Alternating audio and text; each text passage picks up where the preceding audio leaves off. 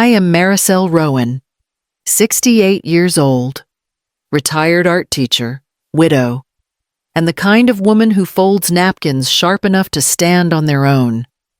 I've spent my life believing that order could keep the world gentle. But that Thanksgiving, in the space between one heartbeat and the next, my daughter's hand broke that illusion clean in two. The sound was small, a sharp, wet clap of skin on skin.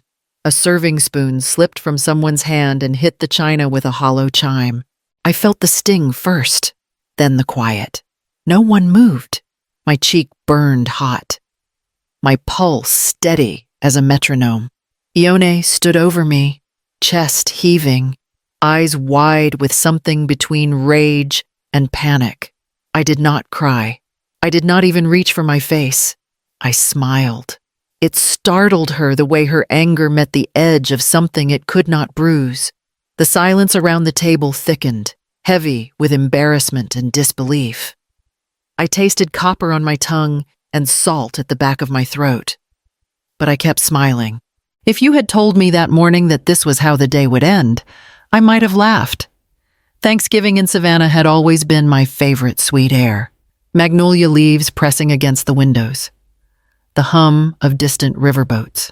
I had risen early, tied my gray hair into a low knot, and set the old oak table with the same care I once taught my students to give a canvas.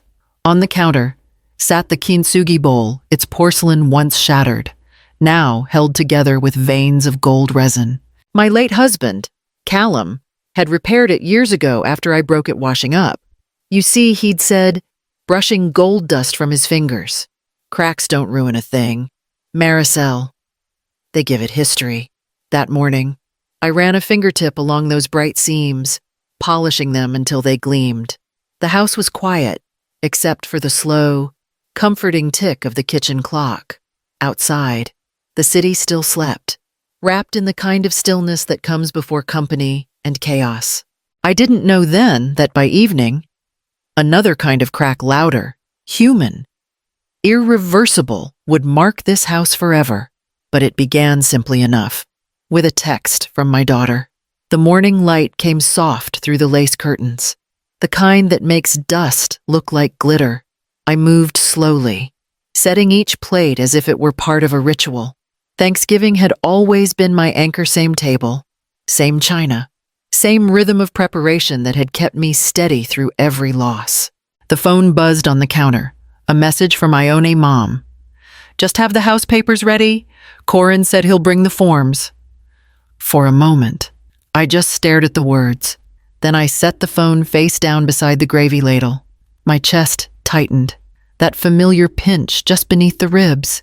I could almost hear Callum's voice again, gentle, patient, full of sawdust and certainty. Don't sign anything tired. Mariselle. Tired eyes miss the small print. I took a breath, folding a linen napkin until the corners met exactly. Across the table, the kintsugi bowl caught the light. The gold lines shimmered like tiny rivers through the cracks. It sat in the center, polished to perfection, a quiet witness to everything that had survived breaking. A knock came at the back door. You up to your elbows in butter again, Elaine's voice carried before I even turned the knob. My neighbor of 30 years, hair in curlers, robe tied tight. She handed me a jar of cranberry preserves. For your spread, she said, eyes narrowing as she studied my face. You all right? Honey, you've got that look. The one you get when the power bill comes twice. I smiled. Small and thin. Just the usual holiday nerves. Too much to do. She didn't believe me, I could see it, but she let it go, kissing my cheek before heading back to her porch. When the door closed, I stood alone again in the quiet hum of the kitchen. The text still waited on the counter. I wiped my hands on my apron, opened the side drawer, and slid out a slim leather folder marked in my handwriting, Trust Documents.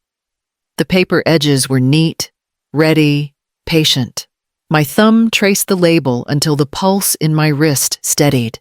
Then I closed the drawer, just as the first church bell of the day began to ring. By mid-afternoon, the front porch steps creaked under 3 sets of footsteps and too much cheer. Ione's voice reached the door first, bright and brittle. "Mom smells amazing in here." I opened the door to find her standing there in a fitted wool coat. Smile rehearsed to perfection. Corin followed, phone in one hand, wine bottle in the other, and behind them came Lachlan, taller every year, shoulders hunched under the weight of being 17 and observant. "Grandma," he said softly, hugging me quick before stepping back. "House looks the same." Ione brushed past him, her perfume sharp as citrus. "You should see it from the street. Mom, the shutters, the porch. It's practically a postcard. You could get top dollar for this place." Corin chuckled. "Easily 800,000, maybe more if you stage it right." I set the carving knife down, steadying it on the counter. "I wasn't aware my home was on the market." He grinned, oblivious or pretending, just saying, "You're sitting on a gold mine here. People pay a fortune for authenticity these days." Ione looped her arm through his. "Corin's obsessed with market value. Ignore him." But her eyes were too quick, darting toward the living room. The antique furniture. The framed photo of Callum in his workshop. She was cataloging, not visiting. As they talked, something in her tone, it was that same cadence she used when pitching listings at open houses. Confident, smooth, a little hollow. I'd heard it once before, years ago, when she came to my hospital bed and said, "Don't worry, Mom, I'll handle it. Just a small loan until commissions pick up." That small loan had never come back. Neither had the softness in her voice. Corin lifted his phone again, snapping a picture of the dining room. Perfect light. Buyers love that. Lachlan looked up from his seat at the edge of the couch. "Dad, maybe stop. It's Thanksgiving." Corin's hand froze. Ione's smile flickered. I smoothed the tablecloth, careful not to meet their eyes. "Dinner will be ready soon," I said quietly. "Try to sit somewhere that isn't appraising my furniture." No one answered. Only the clock ticked on, steady and unbothered, as if it had seen this kind of homecoming before. By the time the turkey was in the oven, Ione had drifted into the kitchen, sleeves rolled to her elbows, a smile too bright to mean anything good. She waited until Corin and Lachlan disappeared into the backyard before lowering her voice. "Mom," she began, drawing out the word like a plea. "I need a favor, just something small to keep things moving." I kept stirring the gravy, letting the wooden spoon click against the pan. What kind of favor? A cosign for a bridge loan. Corin found a lender willing to move fast 30-day turnaround. "Easy close. Once the new listings sell, we'll pay it back."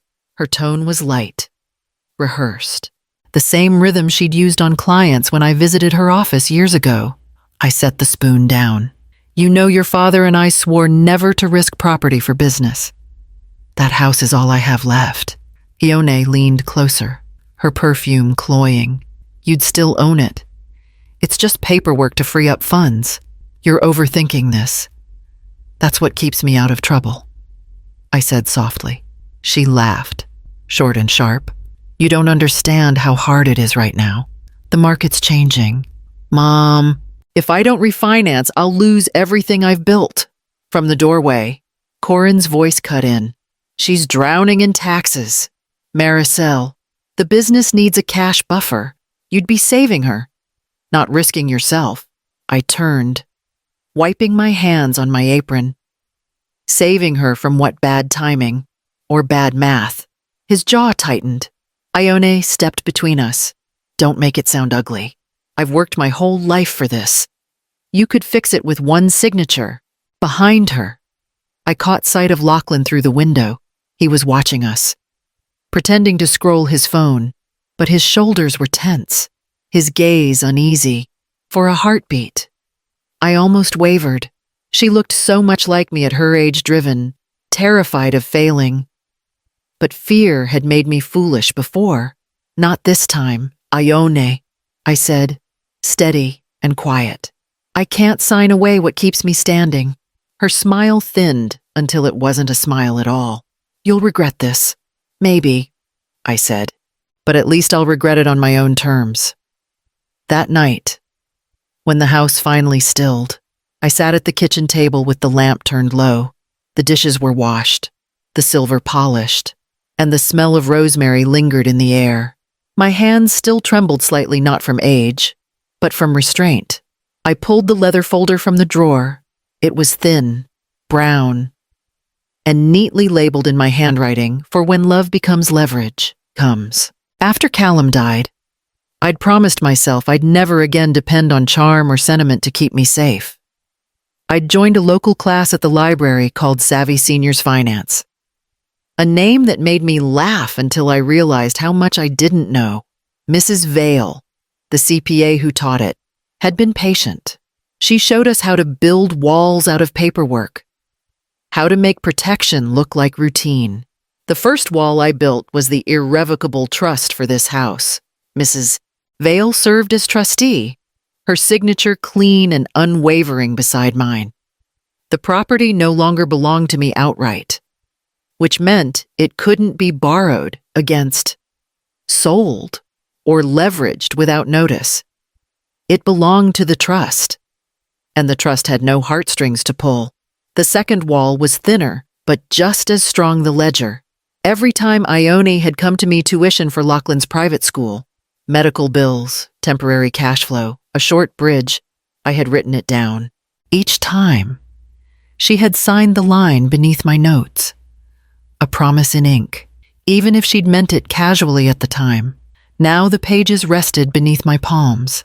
The ink faded in places, but the numbers solid as stone. I stacked the ledger, the trust copy, and the deed together, aligning their corners until they looked like one document. Then I slid the folder beneath the sideboard, where I kept my linens. The kintsugi bowl gleamed faintly on the table, gold seams catching what little light remained. I touched its edge, tracing one repaired crack with my thumb. Let her ask, I whispered. I'm ready. The house stayed silent, as if listening. Only the clock answered, ticking on steady, measured, indifferent to love or regret. By the time we sat down, the table looked like something out of a magazine, linen napkins folded neat, candles low, the kintsugi bowl gleaming in the center. I had hoped the beauty might keep the peace. It didn't. Corin carved the turkey with the confidence of a man used to leading every conversation. Real estate in Ardsley's booming, he said between slices. Even bungalows are going for $500,000. A full craftsman like this one. You could name your price. I smiled faintly. It's worth more to me than anyone could pay. Ione's fork paused midair. You could do something meaningful with the money, Mom. Travel. Invest. Help us expand. You always said this house was built for family. Lachlan looked down at his plate. The gravy boat passed in silence until Corin slid a neat stack of papers across the table. Ione's tone brightened too quickly. We thought we'd make it simple. You just sign tonight, while everyone's here. The notary can meet us tomorrow. My pulse thudded in my wrists. Sign what? Exactly. The refinance, Corin said smoothly. Just to unlock the equity, nothing risky. A cousin, one of Ione's in-laws, there for dessert, laughed lightly. Smart move. Keeping it in the family. Something inside me went still.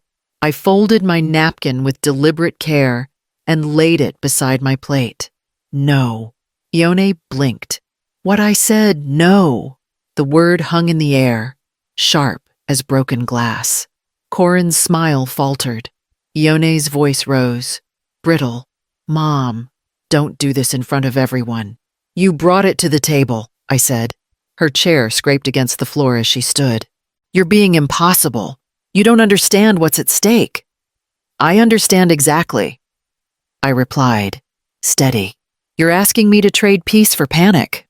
Lachlan shifted, his eyes flicking between us. A dish clinked somewhere down the table. No one reached for it. For a moment, all I could hear was the clock ticking in the hall and my own breath in my throat. Ione's hands shook as she gathered the unsigned papers. Her face blotched with anger. Fine, she whispered. Have it your way. The air in the room had turned to glass. I kept my voice low. That's the only way I've got left. It happened so quickly that even the air didn't have time to move. Ione's voice cracked across the room. You've ruined everything. The papers she held fluttered loose from her hands, drifting down like slow snow. Then came the sound, sharp, sudden, unmistakable. Her palm met my cheek with the kind of force meant to erase someone. For a moment, I saw nothing but light. The sting spread, hot and blooming. A wine glass tipped, crashed against the floor. Corin gasped something I couldn't catch. Lachlan stood halfway up from his chair, eyes wide, mouth open, frozen between fear and disbelief. I reached for the back of the nearest chair to steady myself. My fingers dug into the polished wood until the tremor passed. I could taste blood where my lip had split, metallic and bitter. Ione's breath came in short bursts, her hands trembling at her sides. You just don't understand, she hissed. You've always had everything, and you still want to keep me small. The room spun around her words, slow and dreamlike. I lifted my head and looked her straight in the eyes. I understand plenty, I said.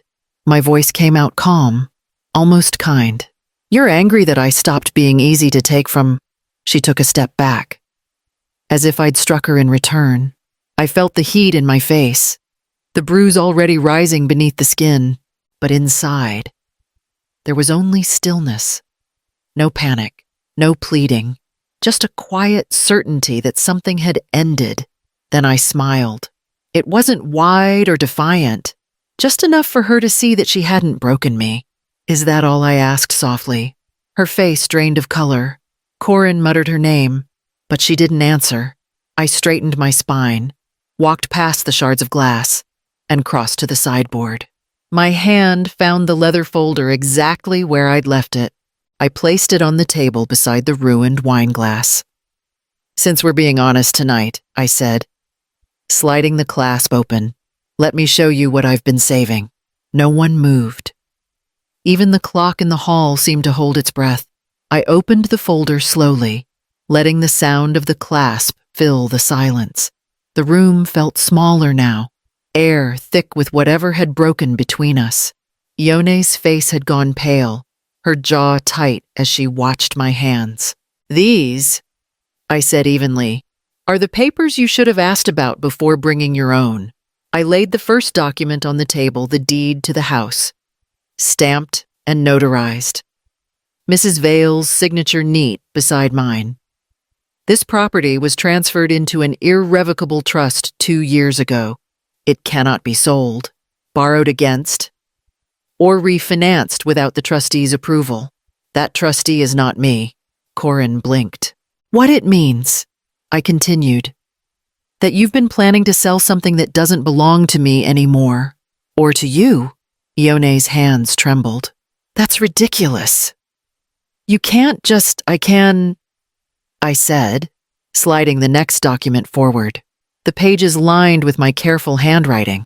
This is a ledger of every dollar I loaned you over the past 10 years. School tuition, medical bills, your down payment on the office, each one signed and dated by you. Her mouth opened, but no sound came out. And this, I added, placing the printed emails last, is your correspondence with a buyer named Mr. Penfield. He was told the house would be listed privately after you secured my signature. He even mentioned a finder's fee. Color drained from Corin's face. Ione, what is this? I was protecting us, she stammered. It was supposed to help everyone. I folded my hands. You weren't saving the house. Ione, you were selling me. No one spoke. The candles burned low, wax dripping onto linen. Lachlan sat motionless at the far end, eyes on his mother, disbelief curdling into sorrow. I took a breath and said quietly, "You'll get no lawsuit from me. No scandal, just an offer." Ione looked up, hope flickering. An apology in writing. Financial counseling arranged through Mrs. Vale. 3 years of repayment, verified quarterly, and no contact until the counselor approves it. Her lip trembled. "You can't mean that, I do." I gathered the documents, tapped them into alignment, and met her eyes. Mercy still comes with rules. Ione was gone before sunrise. I heard the slam of the front door and the scrape of gravel as her car pulled away. Corin followed a few minutes later, muttering something low as he passed the kitchen. "You'll regret this." "Mariselle," he said without looking back. When the house went quiet again, I stood in the doorway of the dining room, staring at the wreckage. The tablecloth was stained, glass glittered across the floor, and one candle had burned itself down to nothing. The air smelled faintly of wine and metal. Lachlan appeared, barefoot, shoulders hunched in his t-shirt. He held the broom awkwardly, as if stepping into someone else's scene. "I'll clean it," he said. I shook my head, but he started anyway. The soft scrape of bristles filled the silence. After a while, he spoke. "I'm sorry, Grandma. Mom didn't mean she did," I said gently. "But she can mean it and still be my daughter." He stopped sweeping, eyes bright. "I don't know what to do." "You don't have to do anything. Just remember what you saw." He nodded, and together we gathered the glass into a dustpan. He carried it out to the bin, moving carefully, as if each shard mattered. After he left with Corin's spare keys, I made myself call Mrs. Vale. My voice sounded older than I expected. She listened, then said calmly, "Take photos of the bruise. File a brief report at the precinct. If they come back or contact you in anger, we'll file a restraining notice by noon." I'd done exactly that. The officer at the desk had kind eyes and didn't ask for details beyond what I gave. When I returned home, the locksmith's van was already waiting in the driveway. A young man replaced the front lock, testing the latch twice before handing me the new key. "Good as new, ma'am," he said. "Not new," I thought, "just safe." That evening, I sat on the porch with a cup of tea, the gold-glued bowl beside me catching the last light. Steam curled into the air, slow and steady. The house was quiet, but it no longer felt empty. By spring, Savannah smelled of rain and wisteria again. The azaleas had come early, crowding the library windows with color. Inside, I arranged a small circle of folding chairs and placed my old kintsugi bowl at the center of the table. The gold seams glimmered under the fluorescent lights, proof that something broken could still hold water. "All right," I said to the 6 women gathered for the afternoon class. "Today's lesson isn't just numbers, it's permission." One woman, a widow named Teresa, frowned slightly. "Permission for what?" "To stop apologizing for protecting what's yours," I replied. "We repair what's cracked, but we never hide the line. That's how we remember what we learned." They listened closely, notebooks open, pens ready. I guided them through budgets and emergency funds, the quiet math of survival. Every time I said trust, I felt the weight of that word differently now. Less about documents, more about boundaries. When the class ended, I packed the materials back into a canvas tote. The bowl went in last, wrapped in a dish towel. As I zipped it closed, the librarian handed me an envelope. "Dropped off this morning," she said. "No return address, but it's from Savannah." The handwriting stopped me before I even read the name. Ione's. The note was short. "I've started counseling. I'm sorry. Tell me when you're ready." The paper trembled slightly between my fingers. Not from fear, but from the strange ache of cautious hope. I folded it once, then walked to my desk at the back of the room. In the filing cabinet sat a slim folder marked, "If earned." I slipped the letter inside and closed the drawer. Outside, the sun tilted west, spilling through the blinds in thin, golden bands. I turned off the lights, locked the classroom, and paused at the door.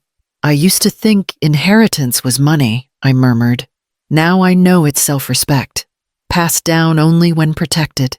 As I stepped into the fading light, the gold seam in the bowl caught the sun one last time, gleaming like a quiet promise kept.